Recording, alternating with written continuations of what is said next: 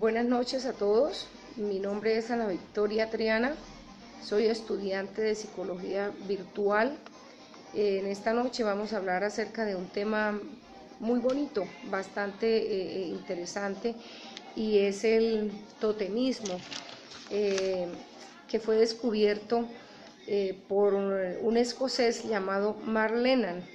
Este totemismo es un sistema de las tribus primitivas de Australia, América, África, donde es un sistema tanto religioso como social.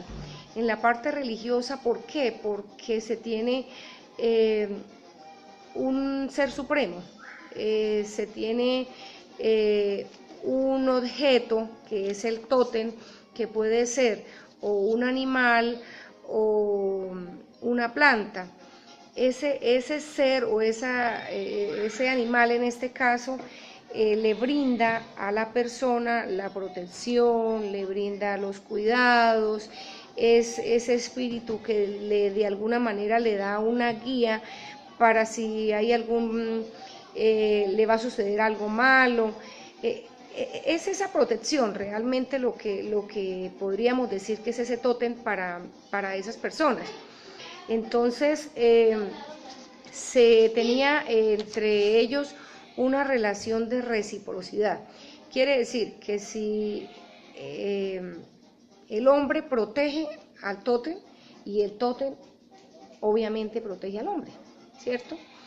Se tenía en ese entonces, haciendo quizá un paralelo entre lo que fue en ese momento la historia y lo que es hoy la religión, yo pudiera decir que así entre ellos en ese entonces había un catecismo de la religión totemista. Entonces, entre ese catecismo habían 12 cosas, como en este momento nosotros los cristianos decimos, católicos, podemos decir que tenemos los 10 mandamientos. Entonces ellos tenían un catecismo totemista que tenía 12 puntos, 12 pautas que se debían cumplir, que se debían mantener, y nosotros contamos con 10 mandamientos que debemos cumplir, ¿verdad? Entonces, entre ellos estaba, por ejemplo, no matar los animales ni comérselos, porque para ellos eran sagrados, ellos eran los que les daban la energía, ellos eran los que les daban la protección, ellos eran los que les guiaban, entonces no se podían matar. Pero si en algún momento, por alguna circunstancia, había que matarlos, pues había que hacerles una petición, como un perdón, decirle tengo que hacerlo por X o Y motivo. Era como un ritual bastante grande para llegar en algún momento para tener que matar un animal, pero era una cosa extraordinaria realmente. Y cuando se trataba de una planta, pues no se la podían comer y no podían tampoco ir a dañarla, por el contrario se tenía que cuidar, porque si yo lo cuidaba, pues él me cuidaba a mí, ¿verdad? Entonces, el segundo guión o pauta de ese catecismo era que si los animales morían accidentalmente, mi tótem muere accidentalmente, se le tenía que hacer un ritual de la misma manera que si moría un integrante del clan.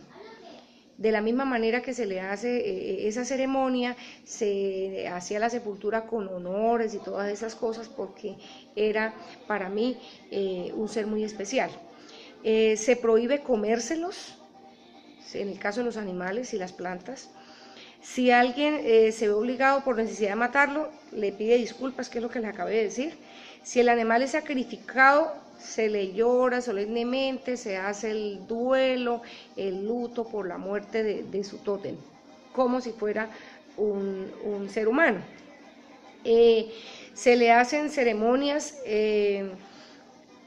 religiosas, y se puede colocar a una persona la piel del animal, en el caso del tigre, del cocodrilo, del oso, de la serpiente. Si ya murió por cuestiones de la vida, entonces podían quitarle esa piel y hacer como el ritual de colocarle esa piel, ¿verdad?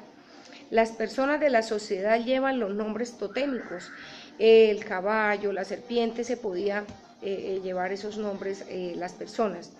Los altos linajes usaban figuras de su tótem para adornar las armas, para adornar sus cuerpos. Entonces desde allí vienen los tatuajes, ¿sí? Como muchas personas, digamos católicas, pues voy a tatuarme el Divino Niño, voy a tatuarme la imagen de la Virgen María, ¿sí?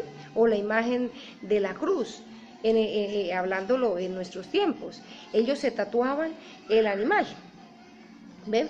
Porque era quien los protegía, era como llevar ahí más presente o de una u otra manera resaltar el amor y el aprecio que se le tenía al tótem. Como el tótem es un animal temido, obviamente conseguían el tótem, eran los animales fuertes, por ejemplo el cocodrilo fue uno de los animales que escogieron en principio porque representaba fuerza, representaba poder, era un animal supremamente valioso, era un animal que se le brindaban unos rituales porque consideraban que era supremo por su poder y era el que mandaba y era el rey de las aguas para ellos. Entonces escogían precisamente animales que tuvieran poder. Dice, el animal totémico protege y alerta a su linaje, lo que veníamos hablando. La función de ellos era eso, de pronto de alguna manera dar una pista a la persona de que le iba a suceder algo, ¿sí? Los miembros de un linaje creen que están enlazados por el animal totémico. Si son una familia, una comunidad, una tribu, un clan, pues se identificaban con un animal en particular. De igual manera podemos decir que existen tres tipos de tótem. Uno que es por el linaje, que es el que les acabo de decir, que es el que identifica al clan. Otro que era el tótem del sexo, que era un animal exclusivo para los hombres y un animal exclusivo para las mujeres, ¿sí? Pero había también uno que era el tótem individual. O sea, yo tenía la posibilidad de escoger el tótem que me quisiera identificar, o sea, con el que yo me identifico. Y si yo me identifico con un oso, pues tengo que tener la berraquera de un oso y tengo que tener la fuerza del oso y tal vez algunas cosas que me muestren o que me identifiquen ante los demás que tengo ese estilo del oso. Entonces se podía escoger esa parte, tal vez como ahora lo podemos hacer con nuestra religión y con nuestra iglesia. Tenemos la libertad de escoger el culto, ellos tenían la libertad de escoger su tótem, ¿sí? Cuando hablamos de la parte social, estamos diciendo que se pasa de generación en generación, ese culto, esa cultura, esas costumbres, ¿sí? Se pasan de la madre al hijo. En la cultura, o en el clan, toda esa cultura se tenía que ir pasando de generación en generación. Lo que sucede hoy en día con nosotros en nuestra sociedad.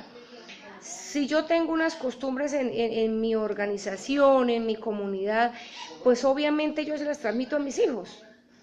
Y mis hijos se las van a transmitir a sus hijos. De la misma manera la religión, ¿sí? La religión se transmite. Si yo soy cristiano, pues le enseño a mis hijos que se debe ser cristiano. Si yo soy de una religión, la que sea, pues yo le transmito a mi hijo ese tipo de costumbres.